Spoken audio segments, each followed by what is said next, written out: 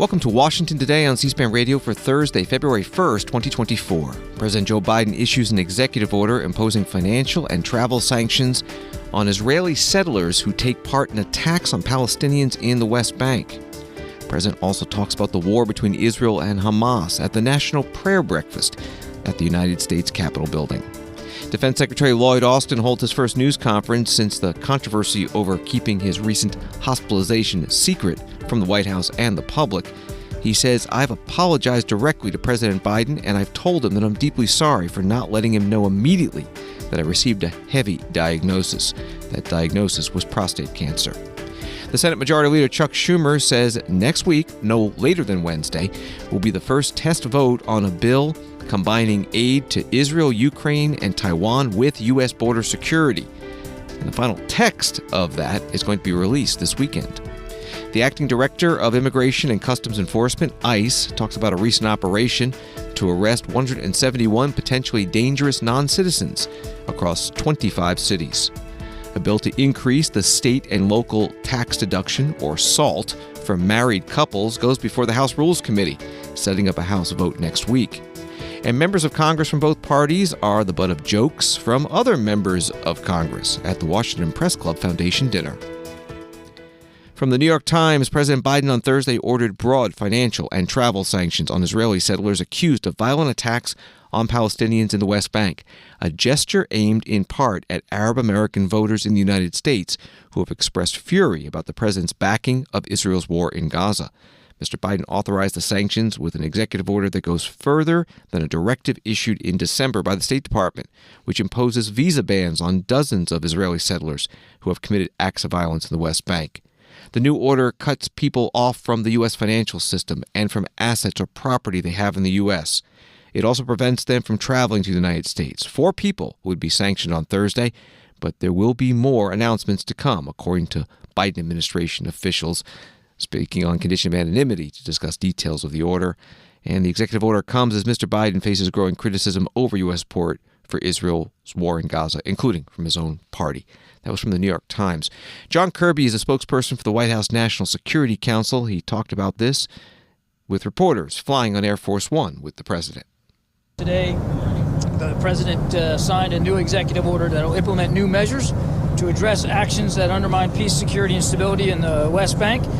This EO will allow the United States to issue financial sanctions against those directing or participating in certain actions, including acts or threats of violence against civilians, intimidating civilians to cause them to leave their homes, destroying or seizing property, or engaging in terrorist activity in the West Bank. And the State Department also today issued 4 designations under this new executive authority, and that's all public, and you guys, I'm sure, have seen that. I do want to remind that this executive order came in the heels of a cabinet memo issued by Jake Sullivan back in November, directing departments and agencies to take appropriate action and to develop further policy options for dealing with the violence, the settler violence in the West Bank.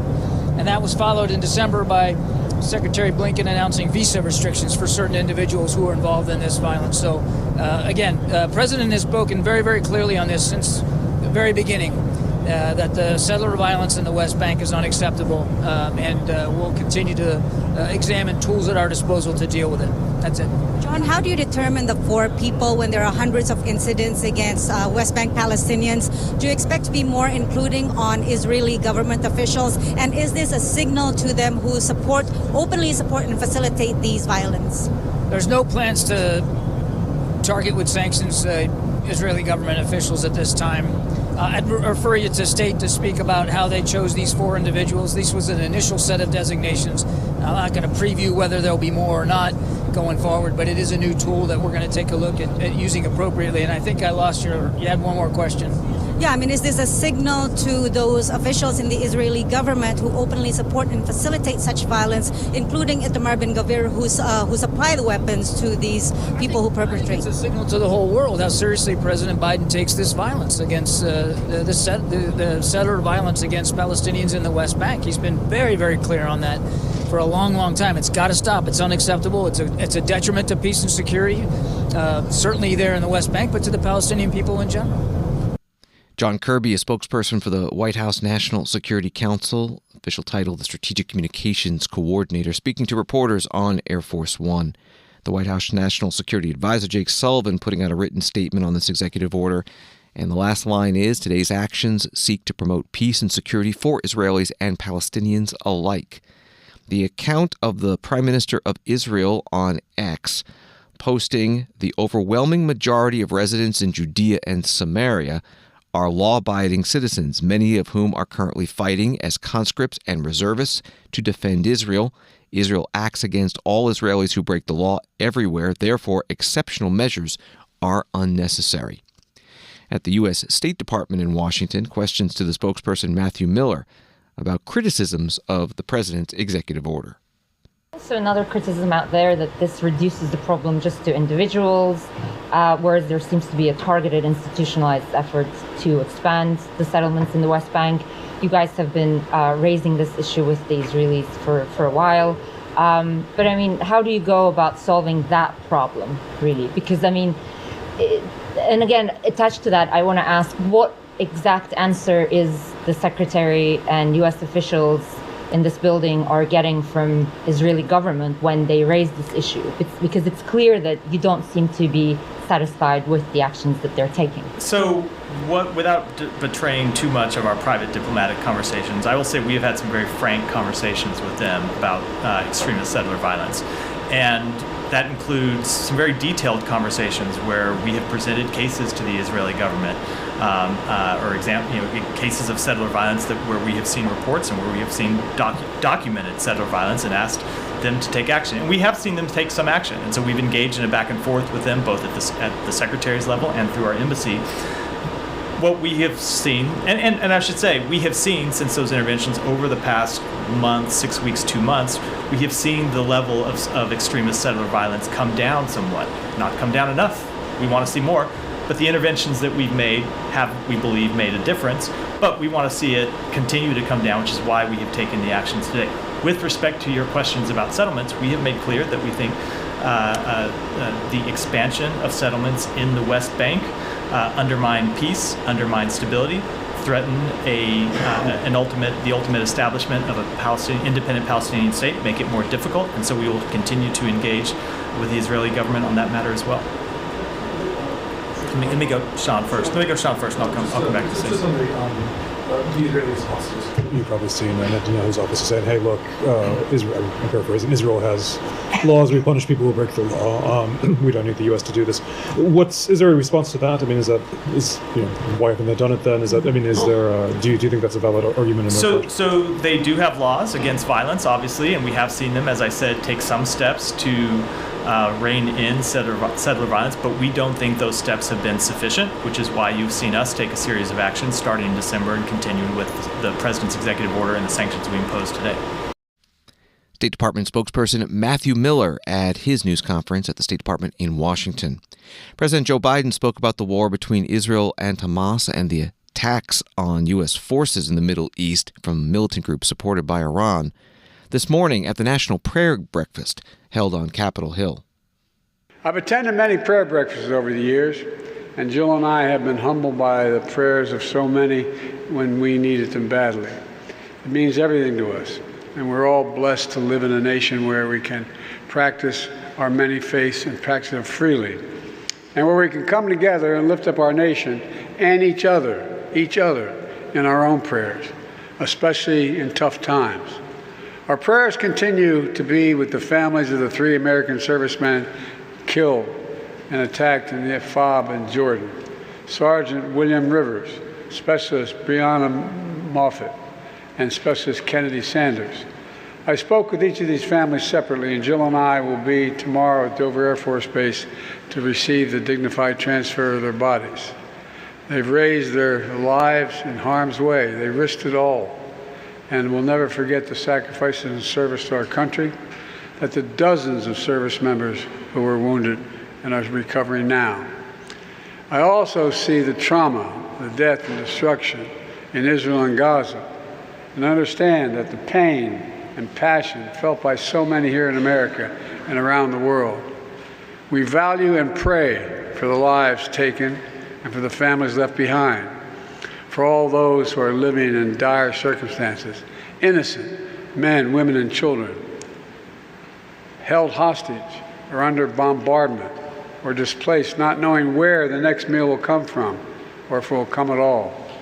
Not only do we pray for peace, we are actively working for peace, security, dignity for the Israeli people and the Palestinian people.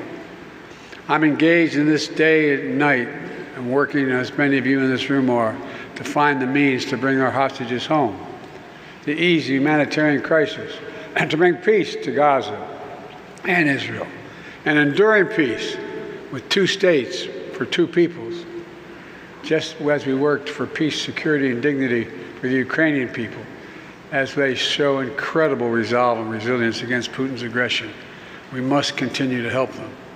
President Joe Biden at the National Prayer Breakfast held in Statuary Hall of the U.S. Capitol building. This is a long-running annual bipartisan event.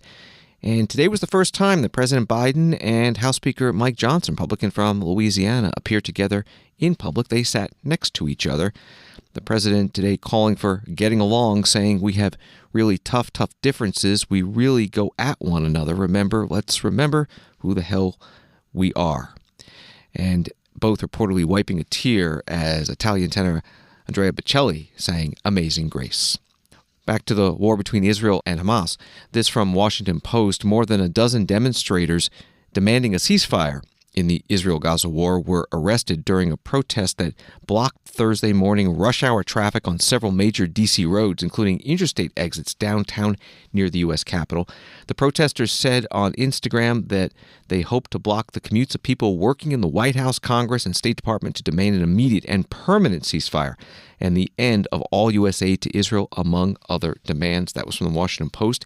Here's what it sounded like at 23rd Street and Constitution Avenue near the State Department.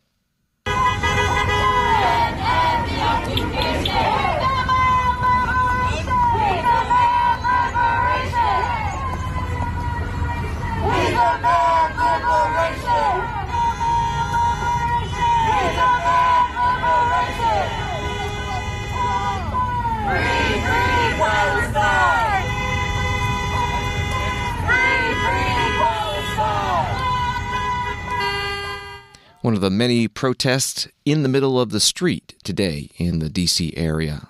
From Associated Press, President Joe Biden will celebrate his recent endorsement by the United Auto Workers Union by visiting Michigan on Thursday, but his time in this critical battleground state with the nation's highest density of Arab Americans threatens to be overshadowed by growing anger over U.S. support for Israel's war in Gaza. The president's Michigan schedule does not include any meetings with Arab Americans, adding to increasing frustration within a key voting bloc over his full-throated support of Israel in its war with Hamas. That was reporting from Associated Press. Congresswoman Rashida Tlaib, a Democrat from Michigan, reposting today on X what she said Wednesday on the House floor in Washington about U.S. aid to Israel. Mr. Speaker, on January 5th, National Security Council spokesperson John Kirby revealed that the Biden administration hasn't bothered to conduct a formal review of the Israeli government's compliance with international law since the genocide in Gaza began. Then on January 18th, we learned that the State Department allegedly uses special mechanisms to review and shield Israel, the government of Israel, from consequences under U.S. law when reviewing violations of human rights committed by the government. The level of support for Netanyahu's war crimes by the Biden administration and the majority of this body is beyond belief, especially when the majority of the American people want the war crimes to end. I'm proud to have led a letter with colleagues and requesting that the president, in a nonpartisan group called the Government Accountability Office that many of us use, take the long overdue step of reviewing whether the U.S. security aid to Israel is violating Leahy laws and the president's own conventional arms transfer policy. We should be consistent, but also relentless in ensuring that the American weapons are not used to commit war crimes anywhere in the world. That is the bare minimum. So please, I'm urging colleagues to demand that President Biden and our government have the power to make sure that we're holding every government accountable that we are sending weapons to. We must facilitate a lasting ceasefire now to ensure safety of everyone that lives there. Thank you, and I yield. Congresswoman Rashida Tlaib, Democrat from Michigan, on the House floor. The term Leahy law, according to a page on the website of the State Department, refers to two statutory provisions prohibiting the U.S. government from using funds for assistance to units of foreign security forces where there is a credible information implicating that unit in the commission of gross violations of human rights, and refers to Senator Patrick Leahy, former senator, Democrat from Vermont. Story from the Guardian newspaper: the U.S. has ordered a series of reprisal strikes to be launched over more than one day against Iranian-backed militia. The U.S. Defense Secretary Lloyd Austin has said. He said all drones in the region attacking the U.S. were of Iranian origin. The retaliatory strikes are expected to hit militia in Syria and possibly Iraq, though Austin did not specify the timing or precise location. He insisted that a lot of thought in Washington had gone into ensuring that the U.S. response did not trigger a major escalation. That was from the Guardian newspaper in Great Britain. Here's one of the reporters' questions to Secretary Austin at today's news conference at the Pentagon. Does the U.S. need to escalate its military actions or do something new or unprecedented in order to deter rounding its proxies? And if so, how can that be done without sparking a broader conflict? I think everyone recognizes the challenge associated with making sure that we hold the right people accountable, that we do everything necessary to protect our troops, and that we manage things so that they don't escalate. I don't think there's any set formula for doing this. I do think, though, that in everything that we do, as we work our way through our decision-making process with the National Security Council, we're managing all of that, looking at all of that, and we're using every instrument of national power to address various issues. So I think, there are ways to manage this so it doesn't spiral out of control, and that's been our focus throughout. Defense Secretary Lloyd Austin at a news conference at the Pentagon. A story from Reuters: Iran's Revolutionary Guards have scaled back deployment of their senior officers in Syria due to a spate of deadly Israeli strikes, and will rely more on allied-ship militia to preserve their sway there, 5 sources familiar with the matter said. Defense Secretary Austin today also speaking about his recent hospitalization, the first time he's had a news conference about it since he was released from the hospital, recovered at home, returned to the Pentagon. And he talked about the controversy over his not telling the White House or the public about the hospitalization until much later. I'm recovering well, but as you can see, I'm still recovering. I'm still having some leg pain and doing physical therapy to get past it. I'm deeply grateful to my doctors and the nursing staff at Walter Reed, and I very much appreciate all the good wishes. But I want to be crystal clear. We did not handle this right, and I did not handle this right. I should have told the president about my cancer diagnosis. I should have also told my team and the American public. And I take full responsibility. I apologize to my teammates and to the American people. Now, I want to make it very clear that there were no gaps in authorities and no risk to the department's command and control. At every moment, either I or the Deputy Secretary was in full charge. And we've already put in place some new procedures to make sure that any lapses in notification don't happen. In the future, if the Deputy Secretary needs to temporarily assume the duties of my office, she and several White House offices will be immediately notified, including the White House Situation Room. And so will key officials across the department. And the reason for that assumption of duties will be included in writing. Now, I want you all to know why this happened.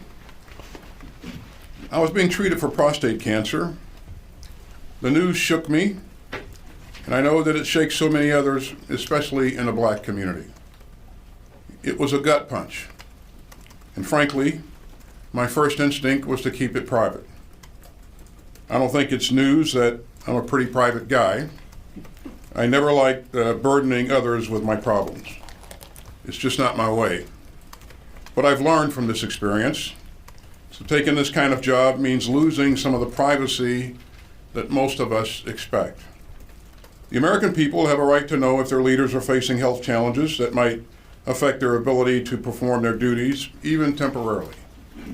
So a wider circle should have been notified, especially the president. Defense Secretary Lloyd Austin at the Pentagon news conference. He said he never directed staff to conceal his hospitalization and never considered resigning from his cabinet post.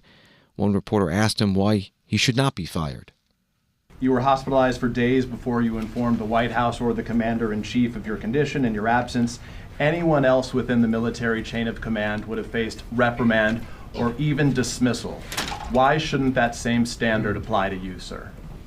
Well, let me just say that, thanks for the question, that we didn't get this right. And as I said, I take full responsibility for the department's actions. In terms of why on the second notification was not made to the White House, that information was available. I'm not sure at this point what exactly happened, but I think details will play out as the review is conducted. Defense Secretary Lloyd Austin. You can find his full news conference at our video library at cspan.org. He did note the Pentagon is doing an internal review, and there's also an investigation by the Pentagon's Inspector General about how his hospitalization was and was not communicated to others. Secretary also asked about being called to testify before the House Armed Services Committee about this. On February 14th, he did not say whether he would testify, but said he would continue to be in touch with the committee chair to answer his questions. While President Biden's national security supplemental spending request for Israel, Ukraine, and Taiwan is still pending before Congress, today the European Union approved 50 billion euros for Ukraine to continue its war with Russia. And 50 billion euros is about 54 billion U.S. dollars. The European Commission President Ursula von der Leyen held a news conference in Brussels. Today is indeed a very special day. The European Council reconfirmed Europe's unwavering commitment to stand with Ukraine. We all know that Ukraine is fighting for us, so we will support them with the necessary funding and provide them with the much-needed predictability they deserve. And I think these 50 billion euros for 4 years also send a very strong message to Putin, just ahead of the second anniversary of his brutal invasion. European Commission President Ursula von der Leyen in Brussels, Belgium. There are 27 members of the European Union, and the aid to Ukraine had been held up by Hungary's Prime Minister, Viktor Orban. Some movement expected next week in the U.S. Senate on aid to Ukraine. More on that when Washington Today continues in a moment. Hi, this is Rachel from C-SPAN's podcast team. I'd like to introduce you to one of the producers here at C-SPAN, my colleague Sean. Thanks, Rachel. If you're a fan of Washington Today, we think you'll also like our evening newsletter, Word for Word, which brings you a recap of the day's most important political and policy events delivered right to your inbox. Read about what happened on Capitol Hill and at the White House, and watch video highlights featuring the day's newsmakers. Hear them word for word. Join our community of informed listeners and viewers. Head over to cspan.org/connect and subscribe to Word for Word today. Thanks for listening and staying connected with Word for Word. Subscribe now at cspan.org/connect. Thank you. Welcome back to Washington Today, available as a podcast on the C-SPAN Now mobile app. It's free, and wherever you find your podcasts. From Politico, this story, lead Democratic negotiator Senator Chris Murphy is officially getting worried about the prospects of a border security agreement coming together, saying Republicans are unwilling to pony up necessary funding for the deal. He said, every day that goes by in which they don't commit to funding the deal is a day that we're closer to their decision being made in favor of Donald Trump. And Politico says he was referring to the former president's public opposition to any agreement passing Congress. More from Senator Murphy in the article. If you want to stand up a new emergency power at the border, you have to fund it. That doesn't happen for free. If you want to dramatically shorten the asylum processing time, you have to fund it. That doesn't happen for free. Also, this from the article. Meanwhile, some lawmakers are openly floating a separate vote on aid to Ukraine or Israel. Republicans, for their part, have called on President Joe Biden to use his existing powers to stem the flow of migrants coming into the country illegally. Today on the Senate floor, the Majority Leader Chuck Schumer, Democrat from New York, said that next week there will be a first vote on a combined package. For the information of senators, the Senate will be in session and will hold a vote on Monday, February 5th. There is no longer a no-vote day. While we're respectful of members' schedules and try to limit inconveniences, these challenges at the border and in Ukraine and the Middle East are just too great, and we will need to be here working. Next, as I said, discussions are going well, so I want members to be aware that we plan to post the full text of the National Security Supplemental as early as tomorrow, no later than Sunday. That will give members plenty of time to read the bill before voting on it. As for the timing of the vote, I plan to file cloture on the motion to proceed to the vehicle on Monday, leading to the first vote on the National Security Supplemental no later than Wednesday. Senator Chuck Schumer, the Majority Leader, Democrat from New York, on the Senate floor today. A reminder, you can always follow the Senate live, gavel to gavel, on C-SPAN 2, and the House is on C-SPAN, and they're both on the C-SPAN Now mobile app. The U.S. House today passed the last of 4 bills from this week, increasing penalties for certain crimes committed by migrants. Today's bill makes driving under the influence a deportable offense. The other bills concern Social Security fraud, evading Border Patrol in a motor vehicle, and terrorism or attacks against Israel. Speaking in favor of today's DUI bill, Congressman John Curtis, Republican from Utah. I've personally been to the southern border and seen the crisis firsthand. And I don't care your political persuasion, all of us know what's happening down there is wrong and needs to be corrected. The first duty of the federal government is to protect American citizens, and this cannot be done without securing our border. I'm pleased that the House is taking the steps this week to do so. It is not clear under current law that individuals illegally in this country can be deported for driving while intoxicated. This legislation would ensure any non-citizen convicted of or admitting to driving under the influence would no longer be allowed to remain in the United States. This shouldn't be controversial. When you drive drunk, you are putting your neighbors and the broader community at unacceptable risk, and that we cannot allow. Also this week, we passed legislation that would allow law enforcement to prosecute criminals who intentionally refuse to stop for Border Patrol agents. The practice of running from Border Patrol agents is dangerous for residents, patrol officers, and the fugitive. I hold deep compassion for those who are in circumstances that they feel the need to enter the United States illegally. However, we are a country of laws and need to ensure that individuals know they need to enter the United States only through the legal manners. Congressman John Curtis, Republican from Utah, on the House floor. Congresswoman Pramila Jayapal, Democrat from Washington State, opposed today's DUI bill. Once again, the majority is wasting our time by putting forward a piece of legislation that has zero chance of becoming law and that is extraordinarily broad. No one condones driving under the influence. We should do everything we can to prevent people from getting behind the wheel while intoxicated. But this bill, designed to scapegoat and denigrate immigrants, will not solve the serious problem of DUIs. Public safety threats, including those who have been convicted of serious DUI offenses, are already inadmissible and removable under the Immigration and Nationality Act, and this bill would not change or enhance that. Under the INA, a conviction of a crime involving moral turpitude, where the punishment can be for a year or longer, makes an individual deportable. Courts have ruled over and over again that serious DUI offenses that put others at risk are CIMTs and make the perpetrators deportable. But this bill isn't about serious offenses, Mr. Speaker. Far from it. The bill says that a conviction for a single DUI offense, misdemeanor or felony, makes you instantly deportable, and an admission to such an offense makes you instantly inadmissible. No questions asked. I can understand maybe the appeal of something that sounds like a zero-tolerance policy. But let me tell you, Mr. Speaker, if we had that kind of policy here in the House of Representatives, there would be several members that would not be members of this chamber.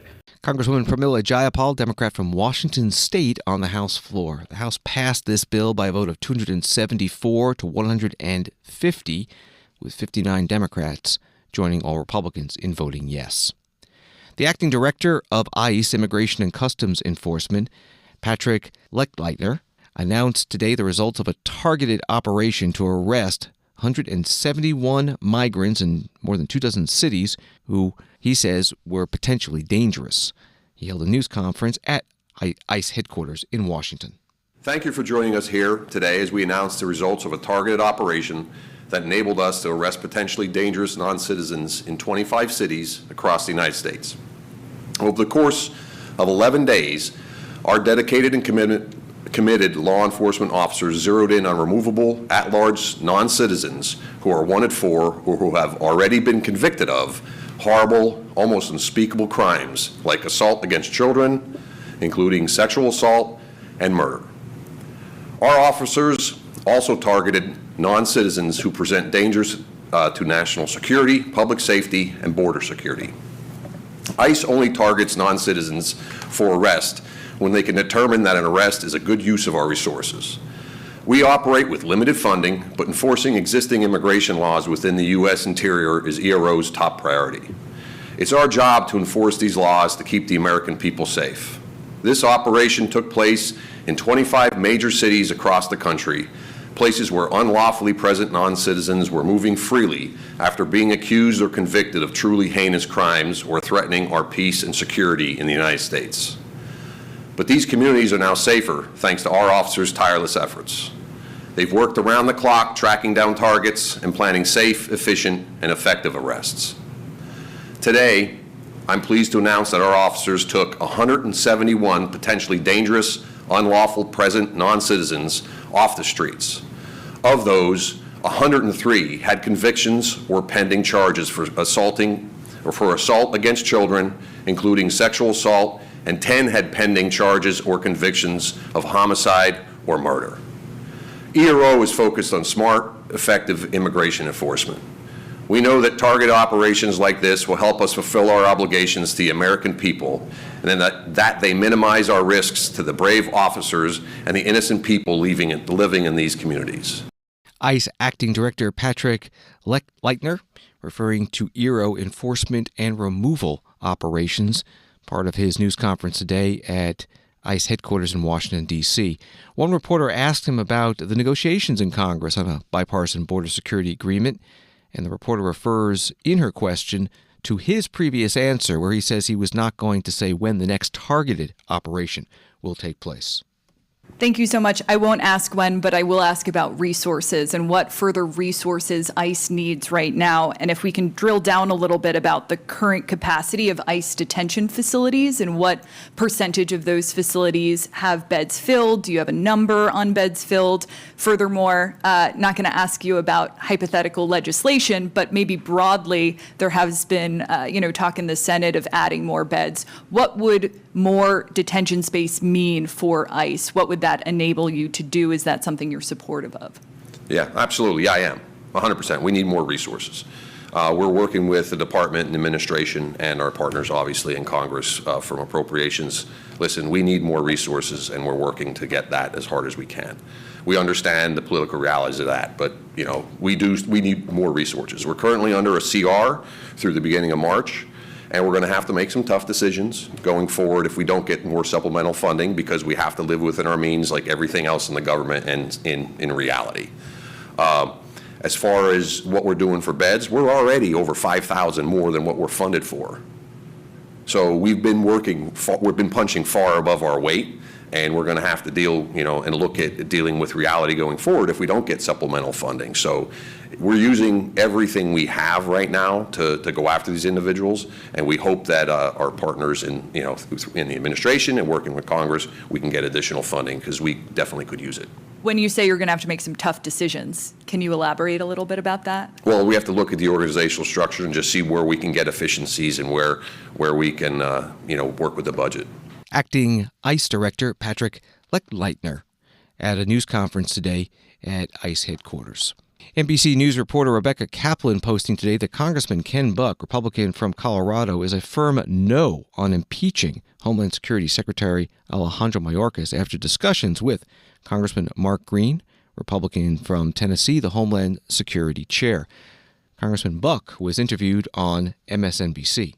This is not a high crime or misdemeanor. It's not an impeachable offense. This is a policy difference. Let me, from the outset, say there is a crisis on the border. The law needs to be enforced.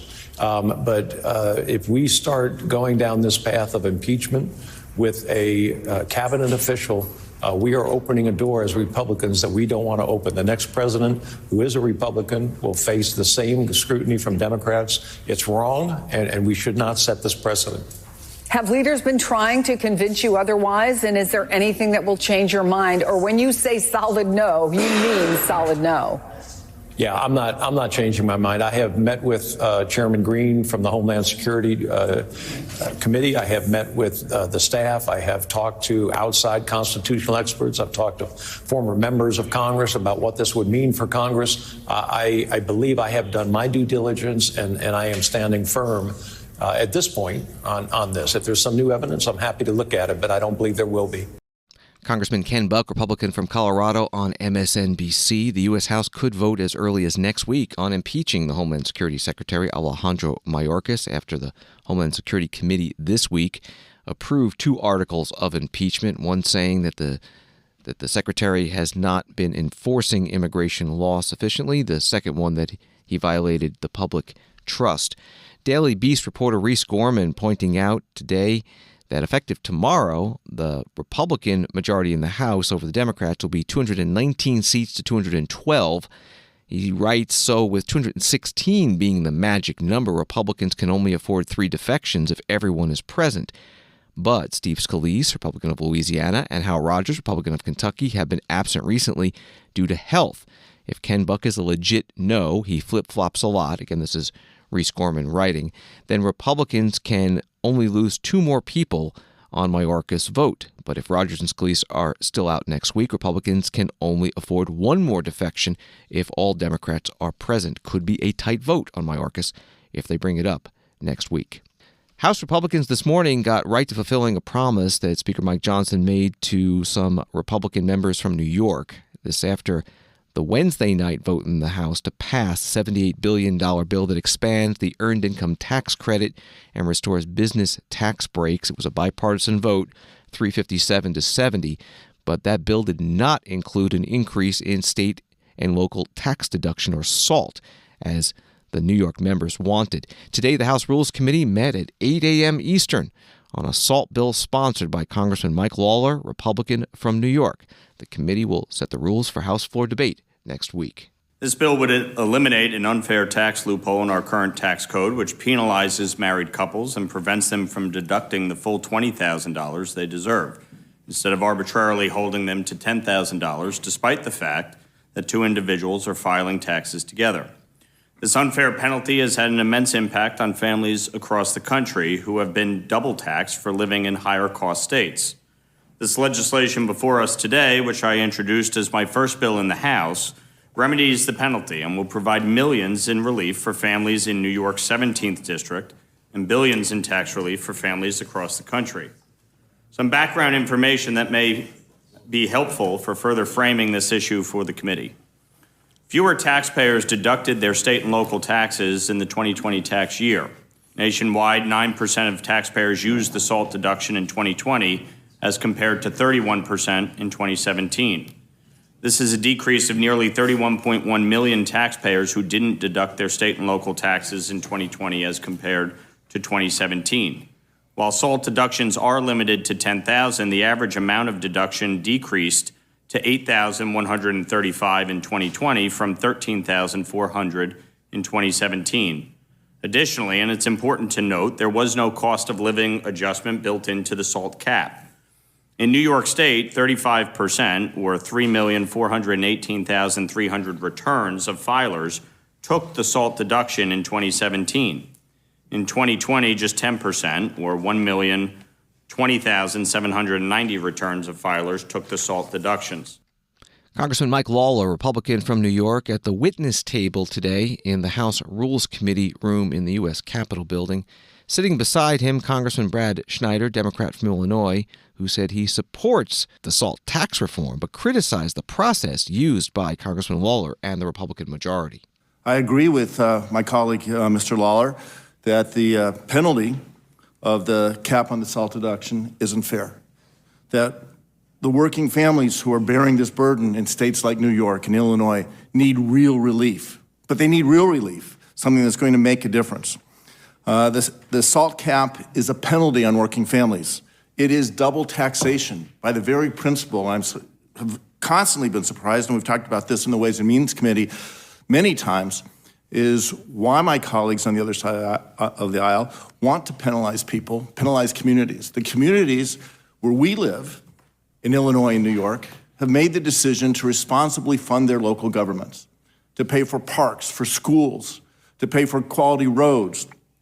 They've made the decision to do so and to put the burden on the people who live and benefit from those. These are states that have high property taxes, may have high income taxes. And then, because of the TCJA, decision was made to tax those again, double taxation. It's not fair. We need, and I've been calling for, a full repeal. And I think if Mr. Lawler was serious, he'd be here in front of you asking for a full repeal of the SALT tax. But that's not where we are. What we're talking about is a small step for a 1 year looking backwards. And what we're talking about is doing this in a bill that was introduced last night with no time to read. We're sitting here 8 in the morning, having had no chance to consider it. There's no debate taking place on this, and we're just trying to rush it through. Congressman Brad Schneider, Democrat from Illinois, at the House Rules Committee meeting this morning. A resolution or rule coming out of that committee was the starting point for debate and a vote on Congressman Lawler's assault bill. Could happen next week in the full House. Wall Street today, the Dow up 369, NASDAQ up 197, S&P up 60. The Washington Press Club Foundation held its annual congressional dinner Wednesday night, giving awards to journalists for their achievements and hearing some members of the House and Senate tell jokes about the media and other members of Congress. First, here is the Senate Majority Leader Chuck Schumer, Democrat from New York. As you know, it's been a busy time in the Capitol. Senators are hard at work on a bipartisan agreement over the National Security Supplemental Package. Though there are very different opinions in the Senate, I'm proud of the bipartisanship we've built, stemming from the leadership on down. As our century seems more and more divided, Leader McConnell and I have been working very hard to move negotiations forward and keep the spirit of bipartisanship alive. I guess you could say I got 99 problems, but Mitch ain't one.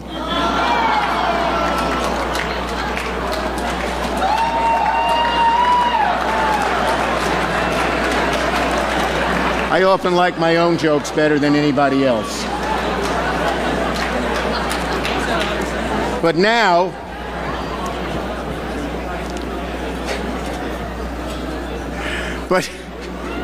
but now it's a very unsettling time. Shh, I know it was a good joke. But now it's a very unsettling time here in Congress, as we all know. The House has been in endless chaos. Supreme Court justices' ethics are in question. Donald Trump has declared he will return and rule as dictator. And apparently, worst of all, I said Zinn shouldn't be marketed to kids. So yeah, it's been a hell of a year with a lot of challenges and changes on Capitol Hill. For example, it's long been said that the most dangerous place in Washington is between Chuck Schumer and a TV camera. Well, however, as of this year, that's changed. As we saw multiple times, there's only one position more dangerous: holding the Speaker's gavel. That's not the only thing that's changed. Last year, George Santos said he was Jewish. Now he has a new ethnicity. He's thin-ished. The Senate Majority Leader Chuck Schumer, Democrat from New York, at the Washington Press Club Foundation Congressional Dinner Wednesday in Washington. Also speaking and making a couple of jokes, Congresswoman Lisa McClain, Republican from Michigan. You've had so many remarkable speakers. Tim Scott, Steve Scalise, Joni Ernst. Why on earth would you want a little hillbilly from Romeo, Michigan coming to talk to you? But then I figured it out. Y'all thought my last name was McCain. You thought you were getting some moderate. You didn't realize you were getting some Trump-loving MAGA Republican, right? Well, buckle up. I got 15 minutes, and actually I got more than 15 minutes because my counterpart isn't here tonight. And just like at the southern border, I'm already here, so you're not getting rid of me anytime soon. Right? Now, just to lay some ground rules, if you could, for the speech tonight, if everyone could, please keep their hands above the table. And I know it's date night from some of you, but no inappropriate touching. That includes you, Lauren Boebert. No vaping either. And all the members here, we had our last vote tonight, so there's no rush. We are not in a rush. There is no need to pull that fire alarm, Jamal Bowman. We are all good, man. Relax, have a glass of wine, enjoy. Now, I do want to give a warning to the Press Club Foundation. Make sure to count all the gold necklaces, your silverware, and the gold bars, because I hear Bob Menendez is here, and I do know he's got a few legal bills to pay. I'm here all week, folks. Congresswoman Lisa McClain, Republican from Michigan, at the Washington Press Club Foundation's 78th annual dinner Wednesday night. The .org website has this. The foundation is the descendant of the Women's National Press Club, which was founded in 1919 to ensure that women were equally represented in the newsroom. Today, the foundation continues to support equality and diversity in the newsroom through its various programs and outreach endeavors. We also work to educate students and the public on the role of the free press. And thanks for listening to Washington Today. Sign up for C-SPAN's evening newsletter word for word. It's free, and get the stories making headlines in Washington sent to your inbox every day. Subscribe at cspan.org/connect. Have a good night.